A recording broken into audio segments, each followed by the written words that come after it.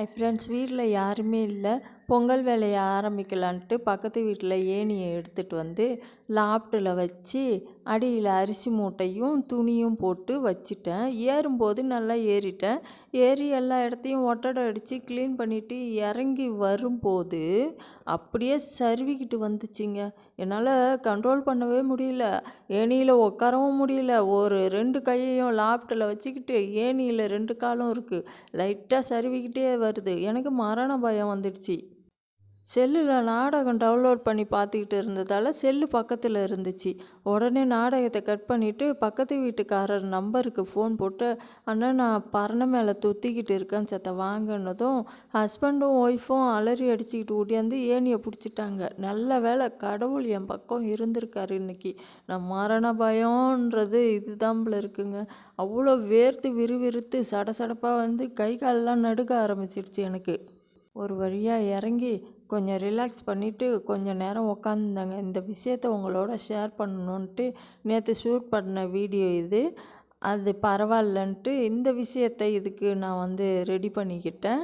தயவு செய்து சொல்கிறேன், வீட்டில் உள்ளவங்க எல்லாரும் இருக்கும்போது நீங்கள் இந்த மாதிரி ஹெவியான வேலைலாம் செய்யுங்க. ஒண்டியமாக இருக்கும்போது செய்ய வேணாம். நம்ம வீட்டில் யாருமே இல்லாதப்போ நம்மளுக்கு பக்கத்தில் உள்ளவங்க தான் உதவி செய்வாங்க. தயவுசெய்து சொல்கிறேன், அக்கம் பக்கத்தில் உள்ளவங்கக்கிட்ட பகைமை பாராட்ட வேணாம், சண்டை சச்சரவு போட வேணாம். ஏதாச்சும் ஒன்றுன்னா நம்ம வீட்டில் உள்ளவங்க இல்லாதப்போ நம்மளுக்கு அவங்கள விட்டால் வேறு யாருமே உதவி செய்ய மாட்டாங்க. அதே போல் தான் நம்மளும். இறங்கும்போது மாடிப்படி இறங்குற மாதிரியே இறங்குனேன். அது எப்படின்னு தெரில. நான் முன்னாடி விழுந்தா மூஞ்சி மோரையும் பின்னாடி விழுந்தா மண்டையும் உடஞ்சிருக்கும். எனக்கு வந்து சொல்லவே பயமாக இருக்குது. அந்த அளவுக்கு நான் வந்து இன்றைக்கி வந்து ரொம்ப கஷ்டப்பட்டுட்டேன். வேர்த்து விறுவிறுத்து சடசடப்பாகி நடுக்கம் வந்துடுச்சு எனக்கு. இந்த விஷயத்துக்கு பிறகு தான் நான் அக்கம் பக்கத்தவங்களை நினைக்கிறேன்னு நினைக்காதீங்க தப்பாக. நான் வந்து எல்லார்ட்டையுமே சந்தோஷமாக தான் பேசுவேன். ஊர்லேயும் சரி, தெருவுலேயும் சரி. நம்மளை நம்ம பார்த்துக்கணும். கவனமாக செய்யுங்க எதாக இருந்தாலும். என் வாயிலேருந்து திடீர்னு இந்த மரண பயம்ன்ட்டு வந்துடுச்சு. என் வாயில் இது வரைக்கும் அந்த மாதிரி வந்ததில்லை. ஏன்னா எனக்கு வந்து சில பேர் சொல்லுவாங்கள்ல, சாவை நேர்லேயே பார்த்துட்டு வந்தவங்கன்ட்டு. அது கடவுள் சித்தம்தான்.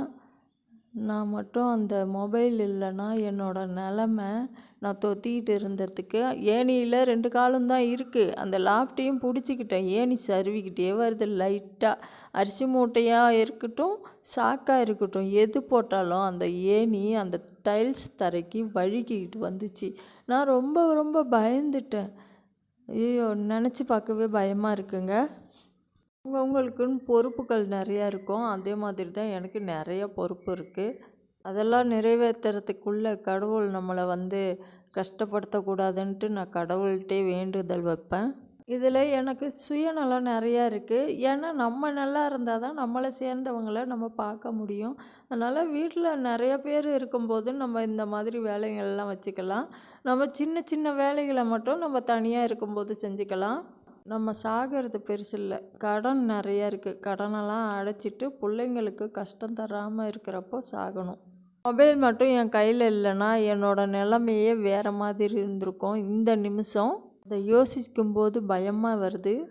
எங்கே போனாலும் எங்கே இருந்தாலும் மொபைலை பக்கத்துலேயே வச்சுக்கோங்க. அத்தியாவசிய பொருளில் மொபைலும் ஒன்று. நாளைக்கு இன்னொரு வீடியோவில் பார்ப்போம். தேங்க்யூ, பாய்.